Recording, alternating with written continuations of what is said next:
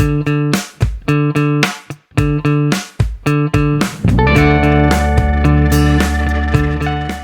back to the Berg Podcast. Thanks for joining us today. With me today is Dan. Hey, everybody. And Tracy. Hi there. Tracy's a special guest with us today. We're talking today about a little bit about celebration. So we've done this a number of times. Tracy, you can tell me how many years? 4 years. 4 years, thanks. And so for the fourth consecutive year, we have celebrated years of service. So our years of service celebration is for folks who have been with Berg Construction at least 5 years of full-time service. And it kind of started out of something that we've actually been talking about on the podcast, I think a fair amount over the last 6 to 12 months. It started out of recognizing the core, right? The folks who have been here, the folks who have seen it all or a lot of it, and have kind of made us stronger the entire way, right? Yeah. Yeah. And it's who we say we want to be. It's who we actually want to be, right? It's to realize that we don't want to be onboarding, offboarding all the time. We don't want to, we're going to grow the company and to some certain point, and we will add people, but really we always wanted the people to stay, right? We wanted it to be their last interview sort of thing. And through some growing pains that hasn't happened. And one of the things that we realized was we had to not just focus on the squeaky wheel. We had to focus on the not squeaky wheel, right? Like take a look at the guys who just show up every day and go to work and make sure you engage them, talk to them, empower them, all those things. And one of the things we thought we needed to do a few years back was recognize them because most of them had been here a while. And so I think it's a fun event. It's spouses, it's you and your spouse. So we get to see a lot of the people we see every day, but also people we don't see every day. But it has, after 4 years, it has become sort of a thing, who you're going to see. Like I know I'm going to see certain people's wives or husbands, you know what I mean? And boyfriends at times, now fiancés, then husbands. But it's a fun event. It identifies everybody that's been there a little while. And it's interesting to see the years. As we start to do the process, I know with Tracy, that's always one of the things is we can identify which year you would have had to been hired in to now qualify. And then that makes you think about where we were as a company at that point. Yeah, for sure.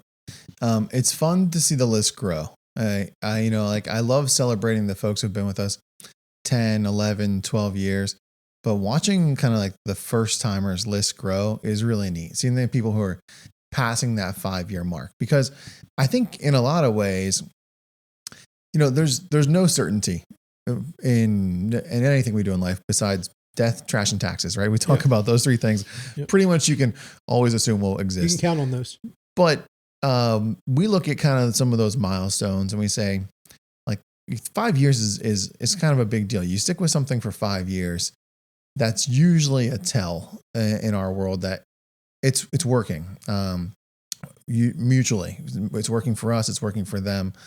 And that list for me is fun to see that one grow, because that is a sign, I think, that, as those years tick up and as those gaps between the folks who are surpassing the 5 years shortens, it's an indicator that the core is growing stronger.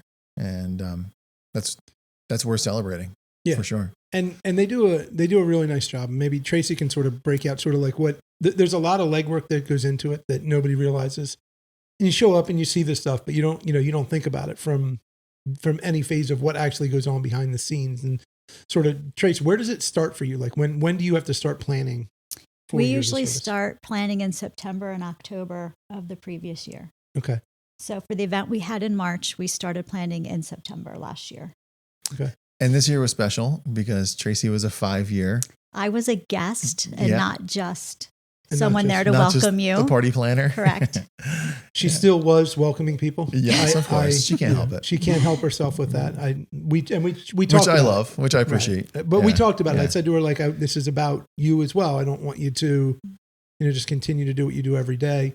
But it was neat to see Tracy finally involved. Robbie, is Robbie his second year he was there, or is this his first? It was his second year. Robbie's another one, that it was neat to see Robbie. I mean, to go from, Robbie mowed the grass when he was in high school, and now he's he's a guy that's been around 6 years. Yeah. Seen a lot of things. It is neat to see these guys. And it's also neat as we've had some people move around the company in terms of what their, not just their job title, their responsibilities, but who they're working with.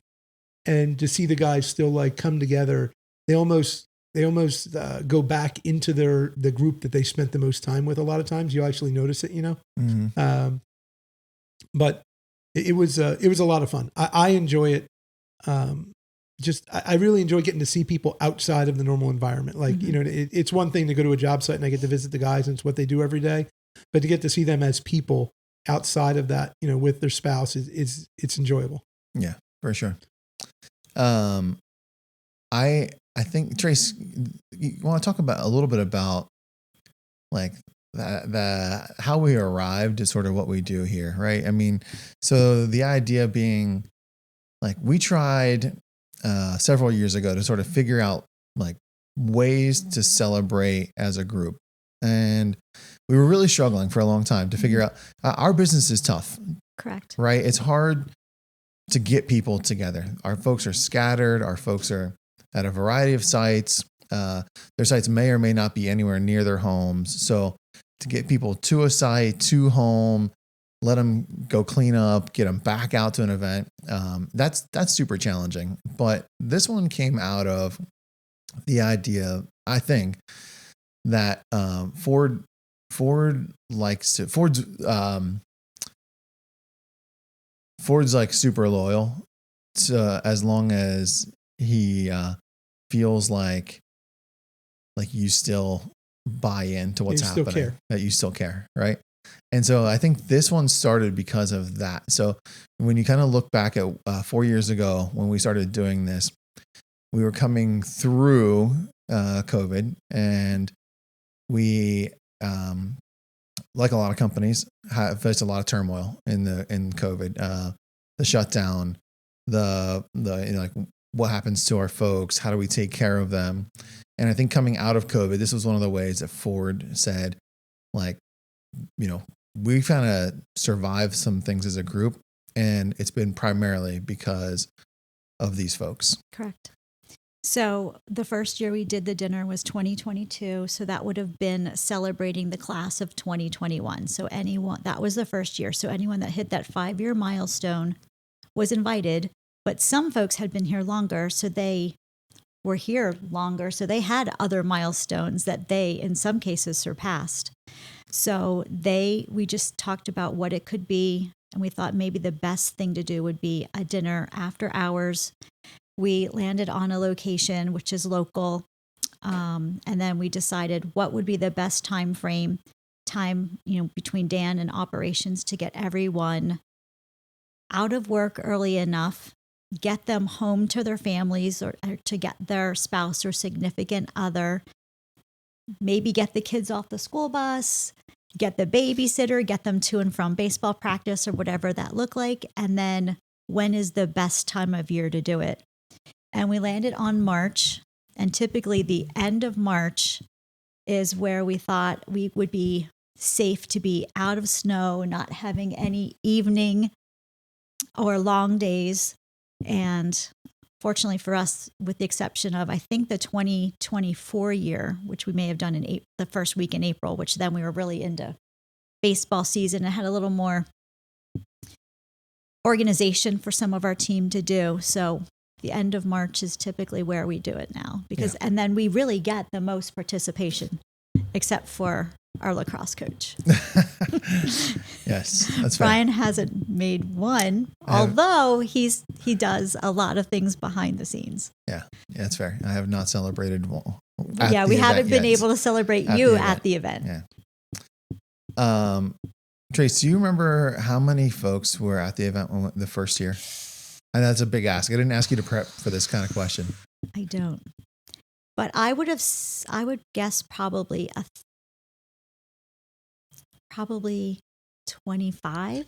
You see, I was going to say, are you talking people or employees? I was thinking employees, but that's fair. So it might have been this year we had 20 employees. 20 employees. Okay. Which is cool. Yeah. All right. Yeah. Cause I was thinking it might've been 8 or 10 employees the first time. That's in my head. And right. Because like you had that, you had the big class of 2015. That's a big group. Yeah.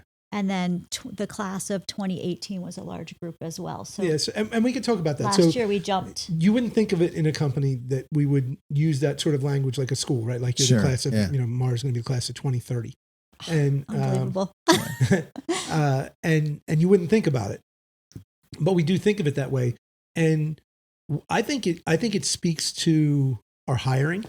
I think it speaks to our job makeup at that point. And it's not one thing that makes for a solid class, but I think the main thing we've noticed is when we are intentional about how we hire, right? You're always hiring out of need to some degree. Like we don't hire people we don't need, Mm-hmm. right? But when you're in a bad way and you're like, I need 10 people, you don't do the best job hiring for culture. And so you find people who can do the job, but, right, there's a but. And the but can be a lot of different things. And it can just be not the right fit for them. We're not the right fit for them. They're not the right fit for us. It can be a lot of different things. But when we are intentional about it, we do a much better job of hiring. And that creates this odd class setup where there's certain groups of guys that came in together that really fit our culture and are able to make it through. And so it's odd that way as you watch, and the people who attend sort of look at it next year when you're there, and all of a sudden you'll realize, like, wait a minute, these guys all got hired in this time. These people got Mm-hmm. hired at this time, and I'm hopeful that we're there again. Quite honestly, like I feel like our intentionality over the last year of how we were going to hire and what we were going to look for and how much we would drive culture being the decision maker on whether we would bring people on, combined with refocusing ourselves to say, this is the work we do and trying to get back to that, I think creates a scenario where someday, 5-10 years from now, we could say that, people we hired in 25, that class of 25, that was a good class for us, and a lot of them are sitting in that space. Yeah.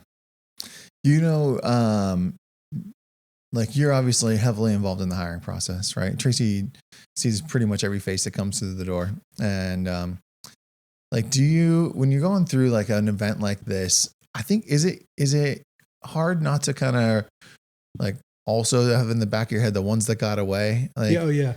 Because you look at those groups of people and there's a lot to be celebrated. Yep. And there were certainly some along the way who were in those classes. Yep. And for one reason or another, it just didn't work. And Well, not that it won't ever work again, because we talk about the boomerang employee. But yeah. So three things, four things come to mind that I knew sitting in that meeting. Right. Yeah. So, and I always strive to be transparent because I think it's the best way you can be. Right. Yeah. So first off, I had a terrible day that day. Like the day of that lunch or dinner was about the worst day I've had in, it's been a while. It was a bad day. And we lost on that day one of our employees who had been with us a long time. And I hope that he succeeds and finds what he's looking for in the place that he went. And I sat down with him the next day after the thing and after the dinner, and I said, like, listen, I'm worried for you. I'm worried for you because I think you're making a decision based on some things that I don't 100% can believe can math out. And if they don't, you're going to be unhappy potentially. And I'm worried for you as a person. I've another person I've known since they were young. And so that was the first thing that, I had that sort of a day and then went to this celebration knowing what had just happened. Mm-hmm. But I get there. And so the first one I saw was Paulie, right? Yeah. Not first person I see, but first person that comes to mind because Paulie was with us for a long period. And then Paulie left and then Paulie came back and he's been with us so long that the second time he's qualified, right. Because if you leave, you lose seniority. And then I saw Christian there, who's not quite there, right? Christian's not quite there on his second turn, Right. but another boomerang employee that left and then came back. Yeah. And the one that I really thought about sitting there was AJ Gardner. Mm. So when you talk about like somebody that got away, and AJ, I genuinely believe is like completely my fault. Like AJ, I don't think leaves if I do a better job as a leader of giving him a path. Yeah. And Tracy and I but Tracy and I spend a lot of time talking about generationally that the younger kids, you have to provide them a path, and it has to be a supported path. Like just saying like, hey, you're going to be a foreman in 3 years. That's not a path. That's some end destination with no plan to get there.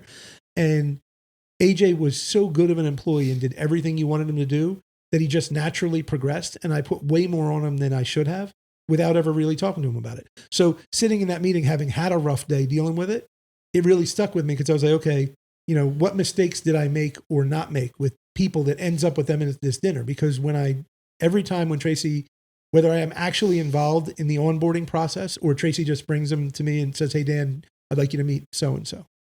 I always take the same approach, which is I really want this to be people's last interview. I want them to work here for the rest of the time they work. And so when we sit at that, part of what I look at is the mistakes that I've made that resulted in people not being here, because I think it's not always our fault, right? Sure. No. But I take it that way personally. You know what I mean? Like I should have, every person that's left, there's something I could have done that could have potentially altered that.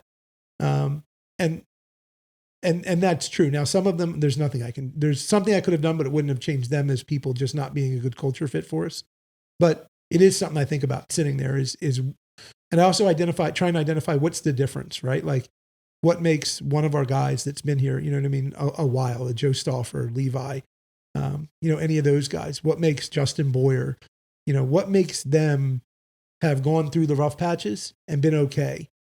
Is it them? Is it us? Did we support them different? And try and apply that to the future. So right. I think for me, it's an interesting window, and that's sort of why I enjoy it, because to some degree, it shows our success, right? We're sitting there and you're seeing the success, because ultimately our job, our purpose is to create work, right? Is to create work for people that can provide for them and their families. So if you're sitting there, we've succeeded. And so why did we succeed? But then it also makes me look at why I've failed. Yeah, that's interesting.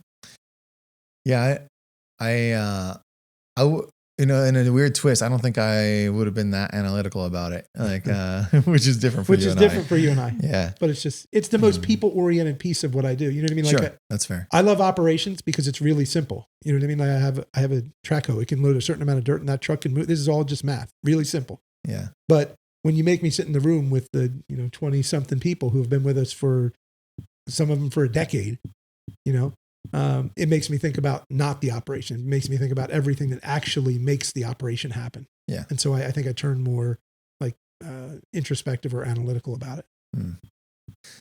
Trace, there's a ton of work that goes into the event. You said, you prep it for 5 or 6 months, generally speaking. Do you have like a favorite thing? Do you have like the thing that you like the most of the event itself? Yeah. Probably so I have always, in planning events, always loved to try to under-promise and over-deliver.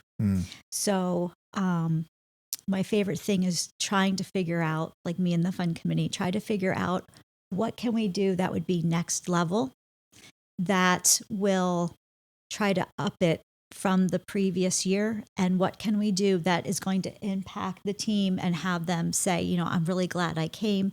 This piece was a lot of fun. So it's just, and then the look on their face when they walk through the door. Yeah. It's kind of like my second wedding, so to speak, when they come in, like, the aha, this looks beautiful. And then, planning to make sure, because it's a sit down dinner, it's a plated meal. It's not like it's a buffet. Hors d'oeuvres, handcrafted, hand selected desserts. Drinks. It's not like we're taking them to Shady Maple. Yeah. No, that's for sure. So I think for me, one of the most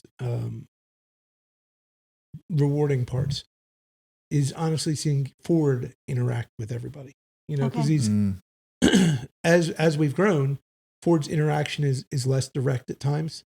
But it's also, like, you shouldn't define something by itself, but like Ford is just so Ford. He's exactly what he is. He just wants to show up and work. Like if he comes to your job site, he's not coming there. If he's coming to work, he's coming there to work. Like he doesn't want any special treatment. He doesn't, just tell him what to do and he'll go do it. And if he visits a job site to visit the job site, then he just wants to walk around the job site and, what are you doing? What's going on? It's just the same thing that made him want to do it in the beginning. But when you put him in that environment as the center focal point of talking to each of the people, it's rewarding to me because he's ultimately the one that has done that. His commitment for over the last 20 years resulted in a scenario where now he's had people that's worked for him for more than a decade, building a company that's been fairly consistent. Like that's the other odd part is you talk about the first year we had it was 22.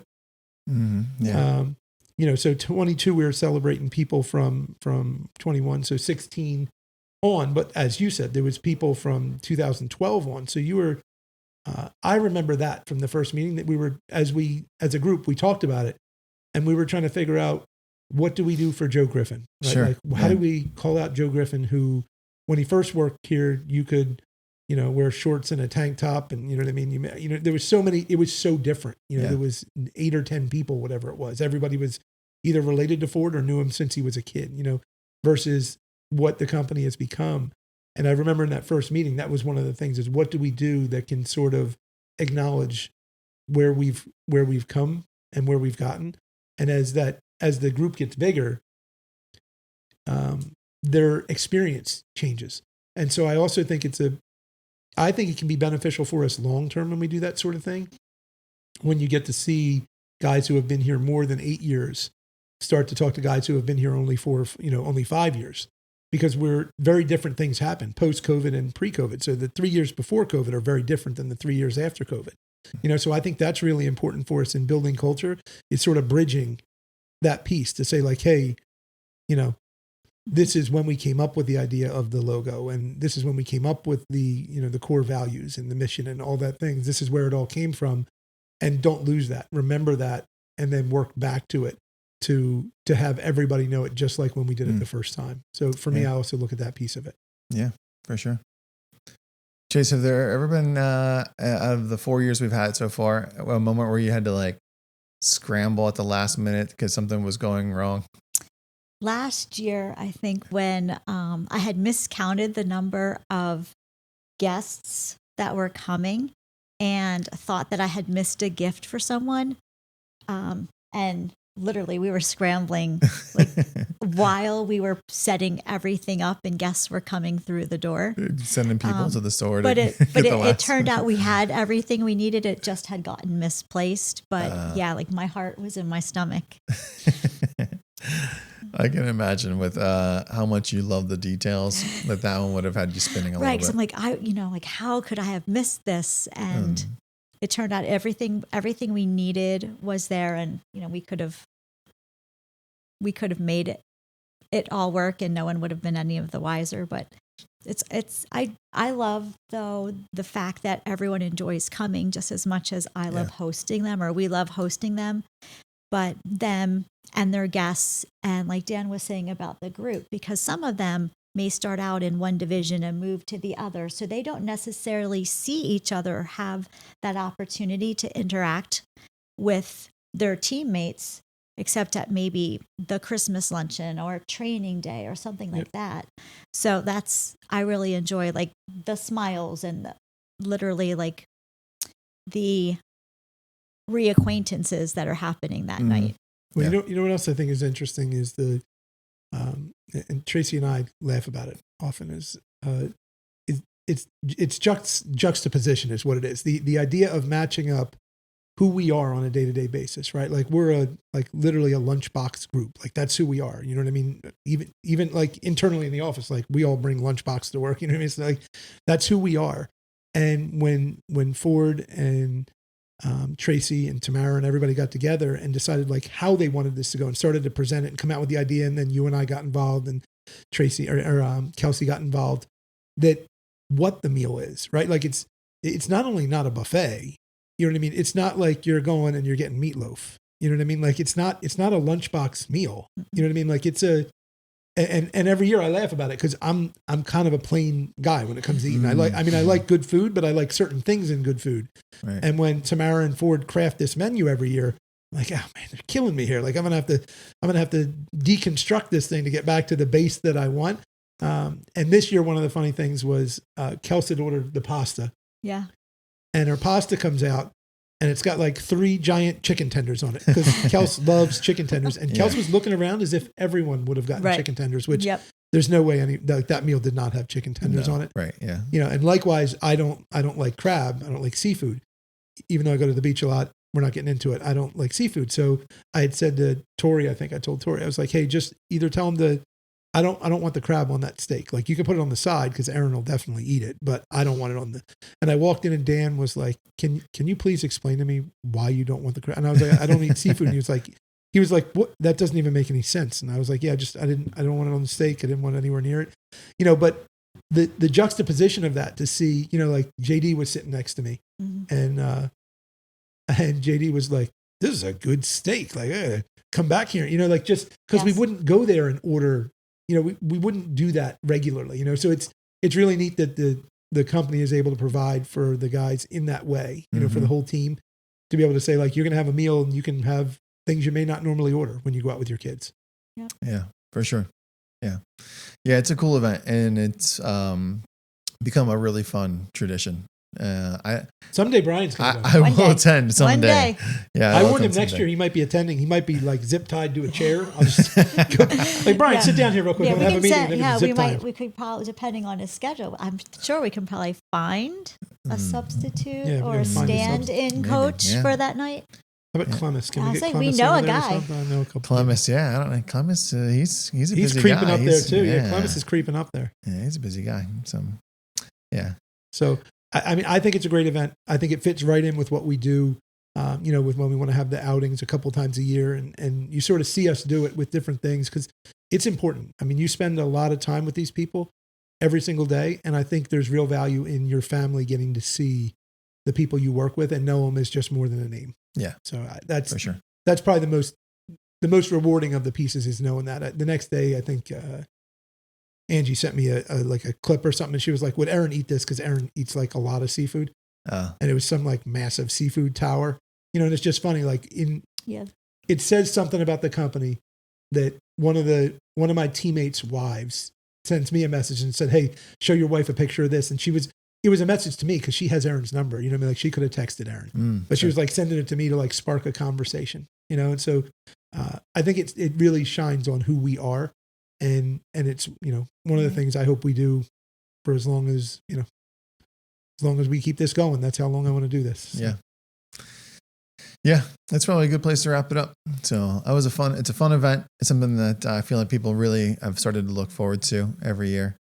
And I can't wait to see what Tracy does next year to level up. So, thanks for having me. Yeah.